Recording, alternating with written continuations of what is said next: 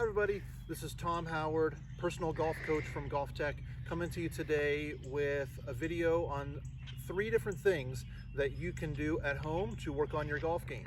So this is perfect for any time that you are able to just have a little bit of time to practice at your house, but don't have the opportunity to get out to a driving range or a golf course or any place else.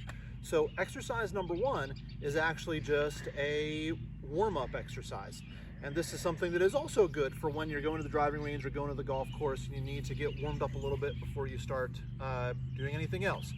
So this is just simply 20 swings in continuous motion in order to loosen your muscles up. So you'll just count to 20 in your head. So we've got here 1, 2, 3, 4, etc. So just go in constant motion and get to 20. By the time you get to 20, your muscles are going to be loosened up well enough to do anything else that you need to begin practicing. So great routine to do that each day, just 20 continuous swings. If at first you can't make it to 20, that's okay. Maybe you need to get to 10 and then 15 and then 20 over the course of 3 days, because it actually will be surprising to most people how much stamina it takes to do 20 swings in a row like that. So if that's your situation, that's okay too. But anyway, exercise number 2. This is an exercise for working on getting more club head speed. The faster that you have the golf club moving when it strikes the golf ball, the more distance you can produce.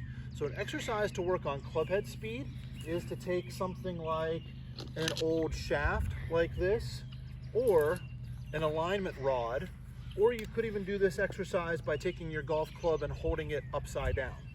I'm going to use the club shaft right here. So just have an old club shaft without a head on it. And I'm going to make 5 swings when I do this. And I'm trying to make them as fast as I can and make as loud of a whoosh sound as I can. So I hope that this gets captured on camera. So we've got 1, 2, 3, 4, 5. Then I'll take a break for a little bit of time. I can do another set of 5 repetitions like that. So I'm just trying to make that as loud of a whoosh sound as we can. The louder the whoosh, the faster that the club is moving, and the more speed you can generate. So that's a good exercise just for working on trying to build more club head speed to get more distance while you're at home. Now, third exercise is one that I do with a lot of students at Golf Tech in our teaching bays, but this is a real simple thing to do outside to work on hitting the center of the club face. So there's a high correlation between a golfer's ability to hit the center of the club face and their handicap or their overall scoring ability. So in order to work on hitting the center of the club face, an exercise you can do is you can practice with 2 tees at home. So I'm going to take these 2 tees right now, put them in my yard. I'm going to put this first white tee just outside of the toe of the club, and this other red tee just behind the heel of the club. So I've made a little bit of a gateway there with a little space, but not much on either side of my club head. So now what I'm going to do is practice taking swings where I try to just make a light brush on the grass without touching either tee. So that was good. So I could not have significantly mishit that shot because my club brushed the ground between those 2 tees. So just practice taking swings like that. You can work on getting better at hitting the middle of the center of the club face.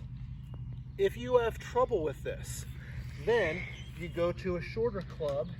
Here is a wedge, for example, and you could practice small wedge swings trying to go between the 2 tees and not hit either of them. Okay? Last point about this, and this is something that people often get backwards. If I take a golf ball right here and I set it in between the tees like this, okay? Now, if my club head were to hit this white tee, that would correlate with hitting the ball on the heel part of the club. Conversely, if my club hits this red tee and takes it out, that would correlate with hitting the ball on the toe side of the club. So depending on what tee you're hitting, that's going to correlate to a part on the club that you would have a tendency to hit the golf ball on. People sometimes have a hard time picturing that in the beginning.